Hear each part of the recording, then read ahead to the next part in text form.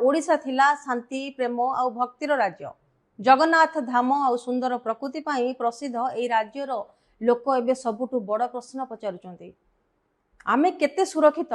ओडिशा रे कोन चलिलानी जंगल राज?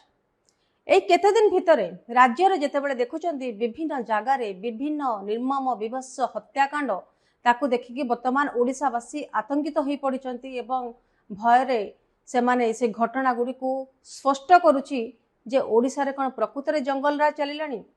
गुंडा माफिया मानकर कोन आ भय नाही? अपराधी माने कोन निर्भय रे ओडिशा रे बुलुचंती? आ साधारण लोक निज जीवन पाई वर्तमान भय रे थरहर होउचंती। बालियंता घटना गुरुवार दिन घटिला, जो पुलिस कर्मचारी सौम्य रंजन जेतेबेले मृत्यु घटिला। जड़े पुलिस कर्मचारी एवं से माने जिम रो ट्रेनर मध्य सौम्य रंजन सहित जहाँ घटिला ता निहाती भाव में गोटे हृदय विदारक दृश्य। कारण रास्तार दुई युवती स्कूटी को धक्का लगी अभियोग जेतेबेले शह शह लोक मैंने घेरी पिटी से युवती प्रति असदाचरण करथिले बोली जहाँ अभियोग होउतला। किंतु घटनास्थल रे पुलिस उपस्थित थिला बोली अनेकंकर मत अछि एवं पुलिस जेतेबेले उपस्थित थिला ताहाले काहेकि सेतेबेले सौम्य रंजन को बंचेबारे से विफल हेइतला? काहाकु भय करुथला पुलिस? तेबे सेबे जो मच लंचिंग वर्तमान राज्य रे सबुठारु लॉ एंड ऑर्डर केते दुर्बल होई पड़िछि ता मध्ये वर्तमान स्पष्ट होउछि। जगन्नाथ धाम रे आमे गोटे परे गोटे जेतेबेले एभली घटना देखुचंती ताहा निहाती भाव रे आम मन को व्यथित करूछि। बालीपाटना रे जेतेबेले लुहा रड रे निर्मम हत्या करा जायथिला, तापर आउ गोटे घटना घटिला से दिन गोटे दिन पर से बालीपाटनार बेंगवती गोटे ग्राम अच्छी जो कि राकेश महांती 42 वर्ष केते जन निशाड़ी माने लुहा रड रे पिटी पिटी हत्या कर देथिले एवं जहाँ शुणा जाउची मादक लुट द्रव्य संपर्क रे विवाद थिला पूर्वरु एवं जा फल कि से घटना मन भीतर को आउरी गोटे भयंकर सृष्टि करथिला।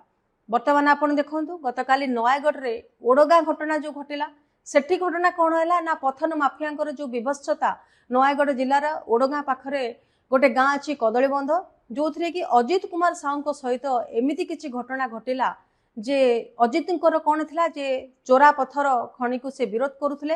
गोटे मांकड़ा पथर को लेकिन जितेबाला गोटे पथर गाड़ी जाऊला सी सांग संतोष प्रधान सहित पथर लदी होता गाड़ी को अटकाई पीसीआर पुलिस को से फोन करके खबर देते किंतु ठीक समय माने पुलिस से समय आसिला नहीं आउ एई समय रे एई सुजोगर लाभ उठेइथिला पत्थर माफिया माने जो माने कि अजित को आक्रमण करथिले आउ तांको धारुआ अस्त्र रे तांकर दुई हाथ को काटी देइथिले।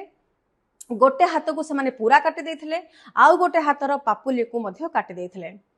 शरीर रे देखिबे अजितकर विभिन्न स्थान रे गभीर क्षत सृष्टि होइछि एवं तांको रक्त जुड़बुड़ अवस्था छाड़ी दिया जाइछि। वर्तमान एससीबी मेडिकल रे तांको पोस्टमार्टम पय पठाइतले एवं ए घटना देखि स्थानीय लोक मानकर भय आ क्रोध रास्ता अवरोध करबा गुड़ाक स्वाभाविक।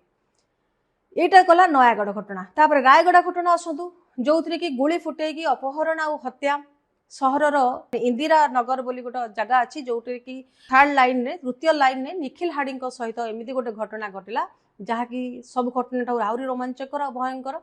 कारण रविवार दिन राति 10टार समय केत जन माने दुर्बृत्त जो माने कि बुलेट आउ 4 चकिया गाड़ी रे तांको आसीथिले आउ तांको पीछा मध्य करुथिले।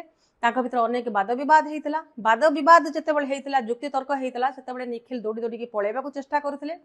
दुर्बृत्त माने 2 राउंड गुली मध्य चलैथिले। तापरे गोटे गोड़े आउ गोटे अंटारे निखिलंकर गोटे गोड़े गोटे गुली बाजिथिला आउ अंटारे गोटे गुली बाजिथिला। तापरे तांको जोर करी अपहरण करथिले आउ तांको हत्या मध्य कर देइथिले। तांको शव मध्य तुम्बीगुड़ा निकटर जो नागावली नदी कड़े तापरे से फेंगी देइथिले। तबे पूर्व शत्रुता यार कारण थिला बोली कि पुलिस अनुमान मध्य करुची। घटना परे लोक माने थाना आगरे धारणा देइचंदी। पूर्व केस भलिया पुलिस पुणी एठी एक्टिव देखौची, रास्ता जाम करिचंदी जनसाधारण। तबे पुलिस रो भूमिका आउ आम ओडिसा रो सीएम करो दायित्व एठी प्रश्नवाची सृष्टि करुची। प्रत्येक घटना परे पुलिस आसुची, साइंटिफिक टीम मुतयन करुची एवं तदंत मध्य चलाउची। तापरे कोन करुची ना किछि लोक को गिरफ मध्य करुची। किंतु लोक एबे गोटे कथा पचारुचंती ए घटना पूर्वरु ए सब जिंस काहेकि रोका जाउ नाही? काहेकि जेतेबेले नयागढ़ जिल्ला रे जेतेबेले अजित मृत्यु घटना जेतेबेले पीसीआर को कॉल जाइथिला पुलिस ए जगह रे काहेकि सेठी पहुंचिला नाही? काहेकि गुंडा और माफिया एते निर्भय होई उठुचंदी आम ओडिशा राज्य रे पूर्व तो एमती नथिला